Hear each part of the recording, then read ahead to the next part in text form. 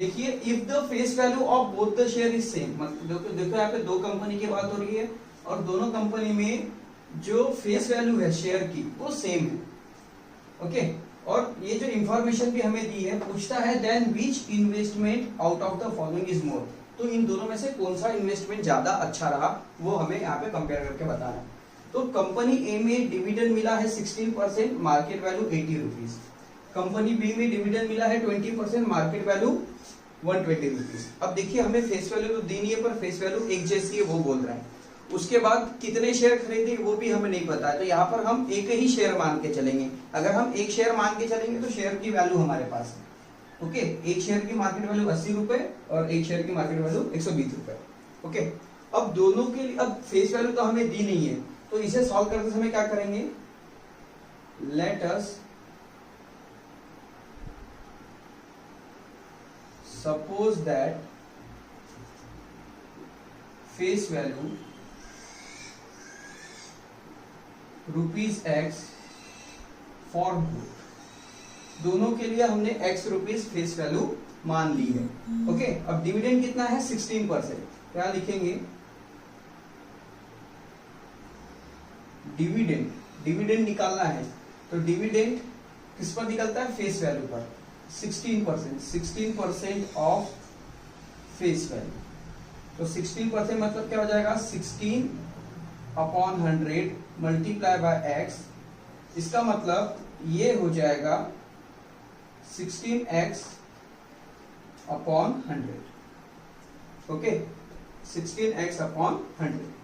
अब ये क्या हुआ है, ये हुआ है भाई डिविडेंड, ये है डिविडेंड। अब क्या निकालेंगे, रेट ऑफ रिटर्न,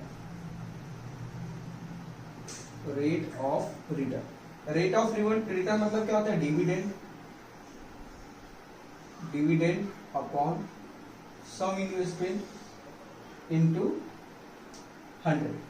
ओके, अब सम इन्वेस्टमेंट, एक शेयर की बात करें तो सम इन्वेस्टमेंट तो इतना ही होगा, तो डिविडेंड है 16 divide by 100, 16x divide by 100, थोड़ा अच्छे से लिख लूं,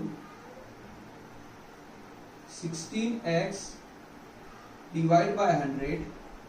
ओके, ये है डिविडेंड। सम इन्वेस्टमेंट इसके डिवीजन में जाएगा, इसके डिवाइड में है जो है 80 और मल्टीप्लाई में है 100। ओके, अब देखिए इसे कैसे सॉल्व करते हैं, ये 80 के नीचे कुछ नहीं मतलब 1 समझ लीजिए, 80 किसमें, डिवाइड में, तो मैं ऐसा लिख सकता हूँ 16x डिवाइड बाय 100 को 80 से डिवाइड करना है, तो मैं ऐसा लिख सकता हूँ डिवाइड बाय 80। ओके, मैंने इसको ऐसा कर दिया, इसके नीचे कुछ नहीं मतलब 1 मान लिए, मल्टीप्लाई में 100 जैसा का वैसा। अब इस डिवाइड को मल्टीप्लाई में कन्वर्ट करेंगे, आप चाहे तो डायरेक्ट लिख सकते हैं, कैसे सॉल्व होता है ओके मैं इसे बता रहा हूं, आप इसमें से 2 स्टेप माइनस कर सकते हैं। ओके, तो ये हो जाएगा 16x अपॉन 100 मल्टीप्लाई बाय 80 ऊपर है तो रेसिप्रोकल हो जाएगा 1/80 हो जाएगा इनटू 100। ओके, इसका मतलब ये हो जाएगा 16x upon 100 multiply by 100 upon 80। Okay, अब यहां देखिए 100 से इस 100 को क्या कर देंगे, कैंसिल कर देंगे, और हमारे पास यहां पर कितना बचता है 16x अपॉन 80। ये हो गया rate of return, rate of return 16x upon 80। Okay, आप चाहे तो इसे काट भी सकते हैं, 16 5 ओके 16 5 तो ये आ गया x अपॉन 5%। इसे मैं यहाँ नीचे लिख लूँ, rate of return is equals to x by 5%। Okay, ये आ गया रेट ऑफ रिटर्न पहले कंपनी का। दूसरे कंपनी की बात करते हैं अब। ओके, इसमें भी डिविडेंड निकालेंगे, dividend is equals to 20% of face value. इसी का मतलब क्या हो जाएगा 20 अपॉन 100 मल्टीप्लाई बाय x, मतलब ये हो जाएगा 20x अपॉन 100। ये है डिविडेंड। ओके, अब क्या करेंगे, रेट ऑफ रिटर्न निकालेंगे।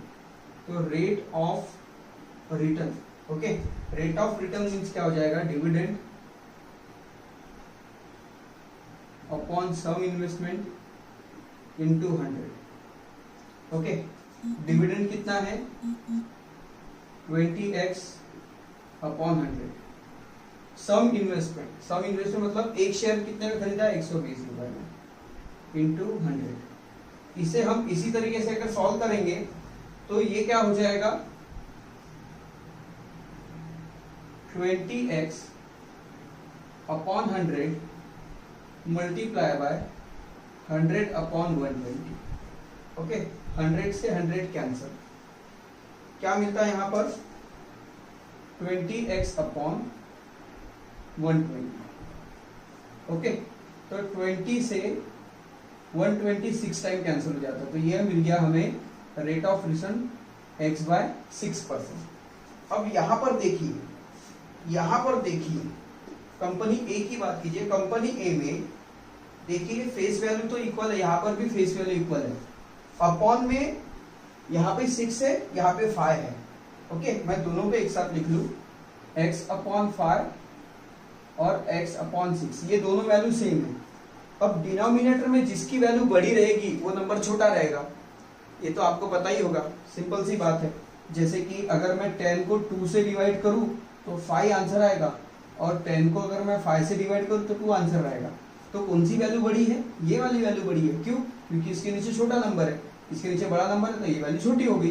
समझ में आ रहा है, तो उस हिसाब से ये वाली वैल्यू बड़ी हो जाएगी, ओके। तो अब ये वाली वैल्यू अगर बड़ी है तो कंपनी ए जो होगी, अब आगे पूछा है then which investment out of following is more profitable. तो investment in company A, investment in company A will more profitable, okay. तो इस तरह से इस क्वेश्चन को करना था। अगर आप इसे लिखना चाहते हैं तो टेक दिस स्नैपशॉट। इसी क्वेश्चन के साथ आज का ये वीडियो यहीं पर कंप्लीट होता है। तो आपको ये वीडियो कैसा लगा कमेंट बॉक्स में जरूर लिखिए, वीडियो को लाइक कीजिए, चैनल को सब्सक्राइब कीजिए, हमारे साथ बने रहिए और देखते रहिए स्टूडेंट पॉइंट एकेडमी। धन्यवाद दोस्तों।